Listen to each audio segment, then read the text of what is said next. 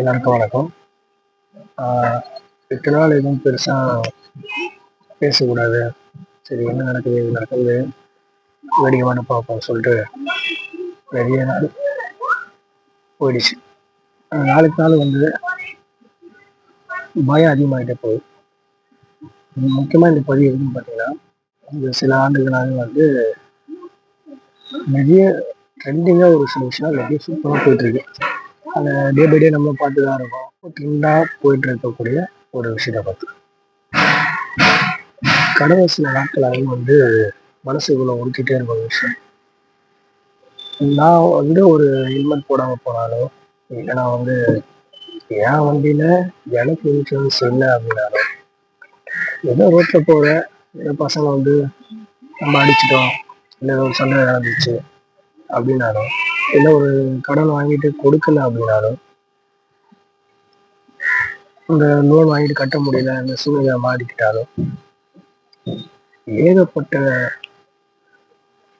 சட்டம், ஏகப்பட்ட அதுக்கு அசிங்கம் படுறது, அது நம்ம அதுக்கான தண்டனை, பெனால்ட்டி, ஃபைன்ற பேரில் வந்து எக்கச்சக்கமாக போடுறது. ஸோ இந்த மாதிரியான விஷயம் வந்து கடந்த சில நாட்களாக பார்த்துட்டு இருக்கோம். இப்போ நீங்களே இதில் எதுவும் பாதிச்சிருப்பீங்க. குழந்தைங்க, ஒரு டிரைவர்னு கூட சொல்ல முடியாது, ஒரு அவன் நாயின்னு சொல்கிறதுக்கு வாய்ப்பு வச்சு, ஏன்னா நாய் கூட நாய்கிட்ட ஒரு குழந்தைய கொடுத்தவங்க அந்த குழந்தைய வந்து பத்திரமா பார்த்துக்கும். அந்த குழந்தைக்கு பாலில் பசியில் அழுது விட்டீங்கன்னா அந்த அது ஒரு பெண் நாயாக இருந்ததுன்னா அது பால் கொடுக்குற அளவுக்கு அது முயற்சி செய்யும்.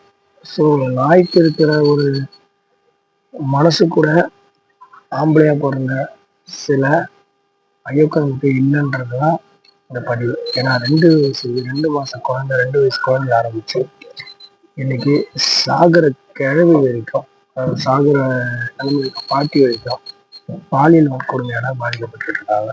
கடந்த சில ஆண்டுகள்ல குறைஞ்சது 6000க்கும் மேற்பட்ட பெண்களுக்கு எதிரான வன்முறை மட்டும் ரெஜிஸ்டர் ஆயிருக்கு. சரி, ஓகே, இப்போ வந்து என்ன பண்ணலாம், நீ என்னடா இதை பத்தி பேச போற, இல்லை இதெல்லாம் எல்லாம் பேசுறாங்க நீ என்ன சொல்ல போற அப்படின்னு போய் கேட்கலாம். இது முக்கியமா வந்து நான் சொல்ல முடியாதுன்னா, ஒரு தப்பு நடக்குது அப்படின்னா எதுக்காக தண்டனை கொடுக்குறாங்க? ஸோ அந்த தப்பை வந்து அவன் செய்யக்கூடாதுன்றதாக கிடையாது, அதை பார்த்து மற்றவங்க யாரும் அந்த தப்பை செய்யக்கூடாது, அந்த தப்பை வந்து மற்றவங்க செய்யறதால இது மாதிரி பிரச்சனை நடக்கும்ன்றது அவங்க புரிய வைக்கிறதுக்காக அந்த தண்டனை அவங்க வந்து அரெஸ்ட் பண்ணி அவங்க ஜெயிலில் போயிட்டு அவங்களுக்கு வந்து சில தண்டனை கொடுக்குறது, சில வருஷம் ஜெயிலில் இருந்து எல்லாமே அதுக்காக தான். ஆனால் இத்தனை வருஷத்துல எத்தனை குழந்தைங்க வந்து பெரியவங்க இருந்து பெண்கள் வந்து பாதிக்கப்பட்டிருக்காங்கன்றத யோசிச்சு பார்க்கறதுக்கே கைகள்லாம் நடக்கும். காவல்துறையினருக்கும் இந்த அரசாங்கத்துக்கும் என்னோட சின்ன வேண்டுகோள் மட்டும் கிடையாது. ஏன்னா எங்க வீட்லயும் பொம்பளை பிள்ளைங்கிறது, எனக்கும் குழந்தை இருக்கு. அந்த குழந்தைய டெய்லி ஸ்கூலுக்கு கூட்டிட்டு வர்றதுக்குள்ள எங்க இருக்கிற பயம் வேற யாருக்கு இருக்கா இல்லையான்னு தெரியல. ஏன்னா ஒவ்வொரு நாளும் என் பிள்ளைங்களை வந்து பயந்து நாங்கள் பார்த்துட்டு இருக்க முடியாது. அதனாலதான் முக்கியமான இந்த விஷயத்த பதிவு பண்ண நினைச்சேன்.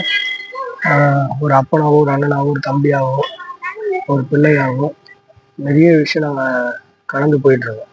இப்போ அப்படி கடந்து போகும்போது எங்களுக்கான பயம்ன்றதை வந்து யார்கிட்டயும் எங்களால் ஷேர் பண்ணிக்க முடியும். வந்து நீங்க அரெஸ்ட் பண்றீங்க, அரெஸ்ட் பண்ணதுக்கு அப்புறம் ஜெயிலில் போறீங்க, அதுக்கப்புறம் அவங்க என்ன ஆகுது தெரியல. பாதிக்கப்படுறது மட்டும் அந்த குழந்தையோட, அந்த பெண்களோட குடும்பம் தான் பாதிக்கப்படுது. இப்போ இந்த மாதிரி அந்த குழந்தைகளுக்கும் பெண்களுக்கும் ஏற்படக்கூடிய அந்த பாதிப்புக்கு உங்களால என்ன பதில் சொல்லணும்? ஆறுதல் சொல்ல கூட ஏற்றுக்க முடியாது. ஏன்னா இது வந்து விபத்தோ இல்லைன்னா வந்து வேற எதுவும் அவங்களால வறுமை காரணமா முடியாம போகணும் அப்படிலாம் இல்லை. என்ன ஒரே விஷயம் பார்த்தீங்கன்னா, ஒருத்தரோட சுய இன்பத்துக்காக மட்டுமே நடக்கக்கூடிய சில விஷயங்கள். அப்போ அவங்களுக்கு கொடுக்க வேண்டிய தண்டனை வந்து ஸ்ட்ராங்காகவும், அவங்களுக்கு கொடுக்கக்கூடிய தண்டனை, ஏன்னா காவல்துறையினர்கிட்ட காவல்துறையினர் வந்து நம்ம டெய்லி அவங்க எல்லாத்துலையும் பார்க்குறோம். அவங்களால முடிஞ்ச வேலையை கண்டிப்பாக அவங்க செஞ்சுதான் இருக்காங்க. சில சூழ்நிலை காரணம்ன்றதுல சில ப்ரெஷர் அவங்களுக்கு இருக்கும். ஏன்னா சட்டத்தை மீறி சில விஷயம் அவங்களால பண்ண முடியாது. அப்படி இருக்க பட்சத்தில் அவங்களால என்ன பண்ண முடியும்? அரெஸ்ட் பண்ணி அவங்களால கோர்ட்டில் ப்ரொடியூஸ் பண்ணி அதுக்கப்புறம் ஜெயிலில் போட்டு அதெல்லாம் அவங்களால பண்ண முடியாது. தவிர அவங்களால நம்ம கோச்சுக்கிறது ஒன்றும் பிரயோஜனம் இல்லை. அரசாங்கத்துக்கு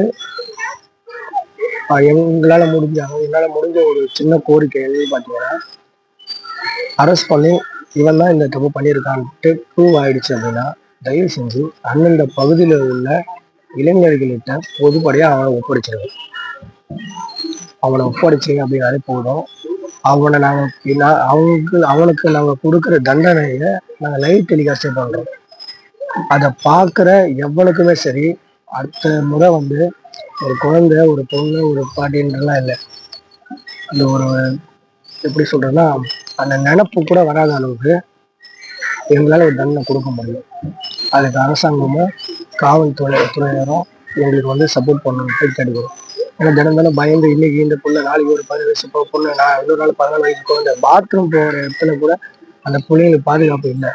ஏன்னா எல்லா இடத்துலையும் உங்களால் பாதுகாப்பு கொடுக்க முடியாது எனக்கு தெரியும். ஆனால் தண்டனைன்றது நாங்கள் முடிவு பண்ணவே கொடுத்தீங்க அப்படின்னா எங்க மேல எந்த நாங்களாம் சாதாரண ஆளுதான். ஓகேங்களா, எல்லாருக்கும் குடும்பம், குழந்தைங்க எல்லாமே இருக்கு. அப்படின்ற பட்சத்துல எல்லாருமே யோசிக்கக்கூடிய வச்சு நம்ம ஏதாச்சும் அவனை பண்ணிட்டா நம்ம மேல அரெஸ்ட் வருமோ, நமக்கு ஏதாச்சும் பிரச்சனை வருமோ தான் யோசிக்கிறாங்க தவிர வேற எதுவும் பண்ண முடிய மாட்டாங்க. அந்த ஃப்ரீடம் நீங்க கொடுத்தீங்க, நீங்க அரெஸ்ட் பண்ணுங்க. அரெஸ்ட் பண்ணி இவன் தான் கன்ஃபார்ம் தெரிஞ்சதுக்கு அப்புறம் தண்டனை நீங்க கொடுங்க. தயவுசெய்து ஒவ்வொரு பகுதியிலுமே எங்களை மாதிரி ஏகப்பட்ட இளைஞர்கள் இருக்காங்க. இவன் தான் இந்த நாய் தான் இந்த தப்பு பண்ணுச்சுன்னு சொல்லி எங்ககிட்ட அவனை ஒப்படைச்சாங்க. அவனை ஒப்படைச்சிட்டீங்கன்னா போதும். நாங்க கொடுக்குற தண்டனையை லைவ் டெலிகாஸ்ட் பண்ற விதத்துல பார்த்தாலே இன்னொரு முறை எந்த பொம்பளை பொடியும் அவனை தொடர்றதுக்கும் அந்த நினப்பு வர்றதுக்கு கூட அவங்க யோசிக்கணும். ஏன்னா அந்த அளவுக்கு நம்மளோட தண்டனை இருந்துச்சு அப்படின்னா மட்டும்தான் அடுத்த குழந்தை நம்ம இழக்காம இருக்க முடியும். நன்றியோட.